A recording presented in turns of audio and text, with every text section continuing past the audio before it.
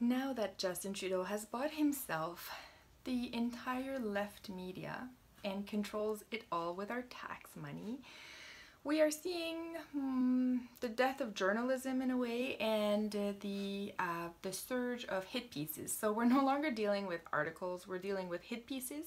And there's one today of many, but I'm just going to pick on this one as an example because it has all of the most easily recognizable items to identify this as a hit piece. Now, it's always the same ingredients, eh? It's always attack whatever threatens the Liberal government, right? That's the first thing. So if one day we find out that turtles actually threaten the government, there'll be a hit piece on turtles, how like they're right wing, like white supremacists or something, and then you know, that's what we're gonna start seeing. Now then the second ingredient is always for good measure.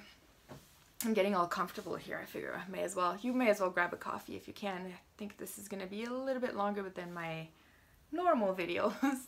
But anyways, so the second ingredient is always to throw in attacks on Trump. So if you read an article that's not about Trump, but they somehow managed to throw in something that Trump did, this is a hit piece article. It's no longer just an article to tell you what's happening. It's an article to bash the President of the United States, whether it doesn't matter if it's related to the article or not, it's in there. And the third ingredient is ignore the true source of the minority, the issues that are affecting the minorities, right? Ignore the real problems, ignore reality, basically. So this is what this article does. And we're going to go through this. This is from the Globe and Mail. And the article is entitled Rising Populism Threatens LGBTQ in the West and Around the World.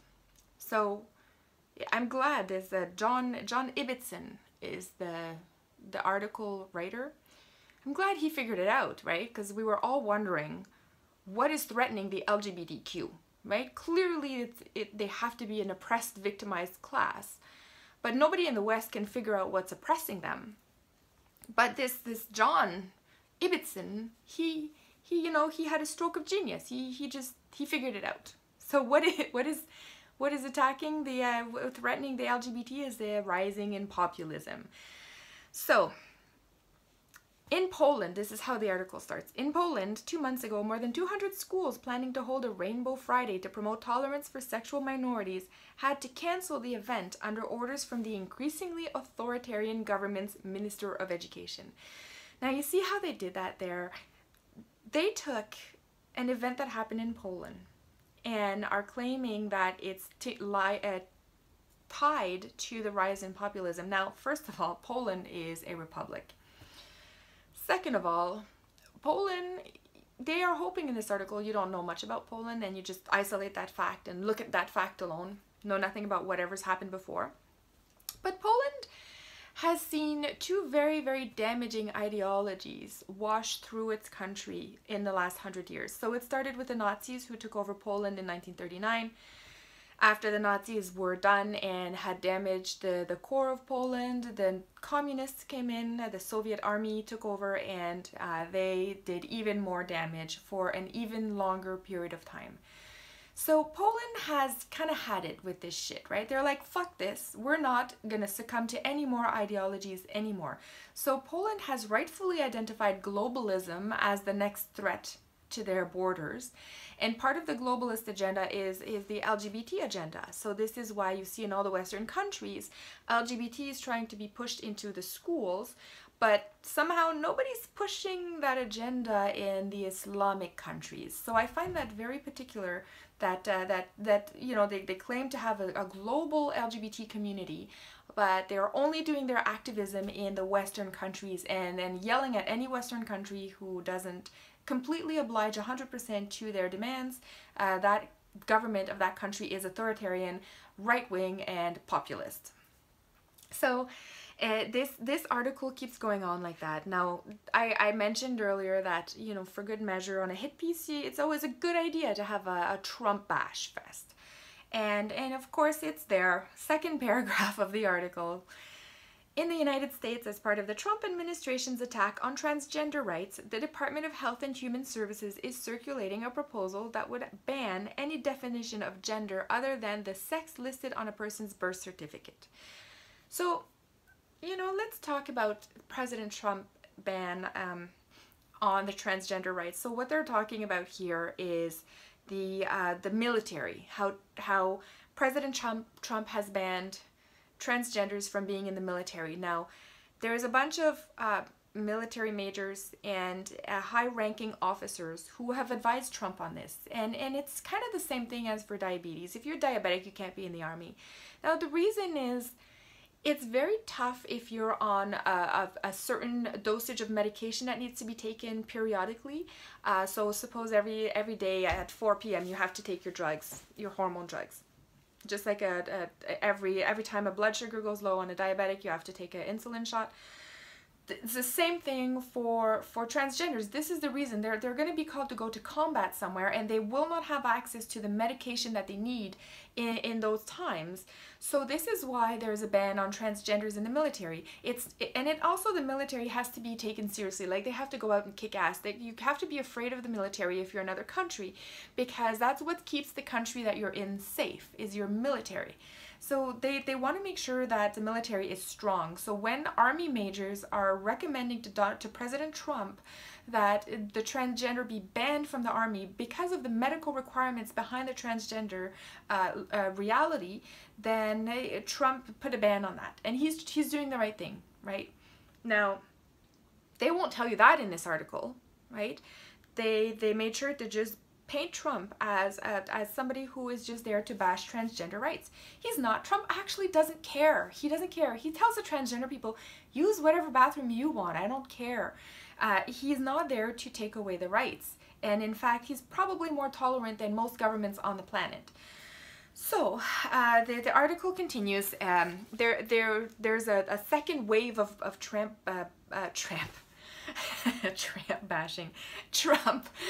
bashing in this article that comes back a little bit later on. You can read it. I recorded this video 3 times now, and every time it's like 20 minutes long, and I'm like, geez, this is going to be so boring for people, and I do not want to subject you to 20 minutes, first of all, of me talking.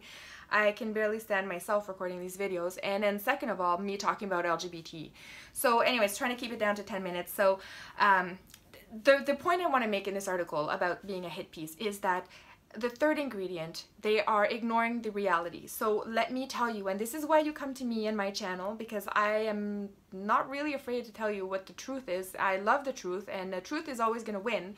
So the truth in this case is that it is not Western governments. It's not the Canadian government, it's not the US government, and it's not the Western European, Eastern European governments that are a threat to the LGBT lifestyle or the LGBT citizens, or however you want to call them.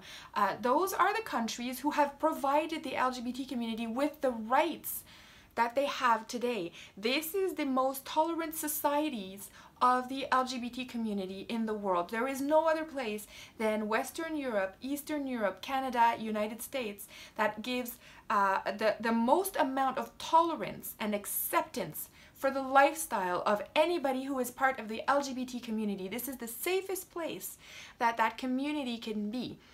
The reality is, if you look at any Islamic country, that is where the real threat to LGBT is. It's going to be under Islam.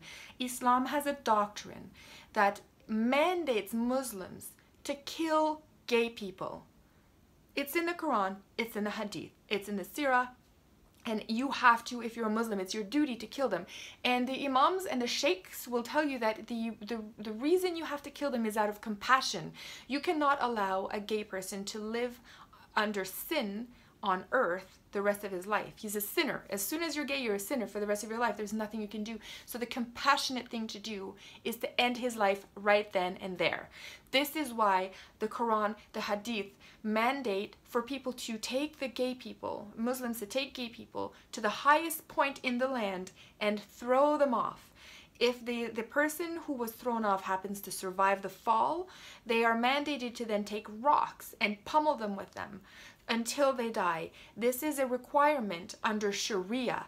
You cannot argue with that. And I would like to see any of the Muslims who call me you know, Islamophobic, to tell me, come in the comment section here and tell me, am I right when I say that the Islamic doctrine mandates for the death of all gay people? So the transgenders, the gays, anybody who is part of the LGBTQ community has zero rights under Islam and zero rights under Sharia. So look at any of the Islamic countries and tell me how thriving is the LGBT community. It's not. There is no LGBT community there, and it's a fallacy to say that there's a global LGBT community trying to get acceptance across the world. The only place that LGBTQ communities are safe is in Canada, USA, and Western and Eastern Europe. That is it. That is the only places on earth where you truly enjoy freedom to express yourself how you are, freedom of sexual choice, right? The freedom of conscience. You can choose who you are. You can choose your sexual partners. You can do it in an open manner. You can do it literally in my face, and I will be tolerant of that because this is the community we've built here. So you're safe here. So this is a hit piece that is designed to attack any populist government out there, because the Liberal government of Justin Trudeau is actually afraid of Maxime Bernier taking the election. They're actually afraid of it, and they are out there putting out these hit pieces because Maxime Bernier's government is a populist government, and the minute that the government, the Liberal government, got a hold of that word, they started publishing articles with it next to populist is right-wing, extreme right-wing, fascist populist governments. You'll see that come out, and more of those articles are going to come out. So just watch for them. They're hit pieces. The populist hit pieces are designed to take down Maxime Bernier because they can't just obliterate the guy because the guy has a huge following now.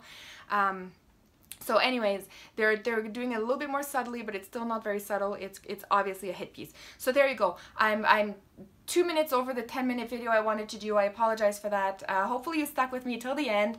If you do, you get this big kiss right here. Mwah. Thank you for viewing. I wish everybody has a great day, and I will see everybody in the next one.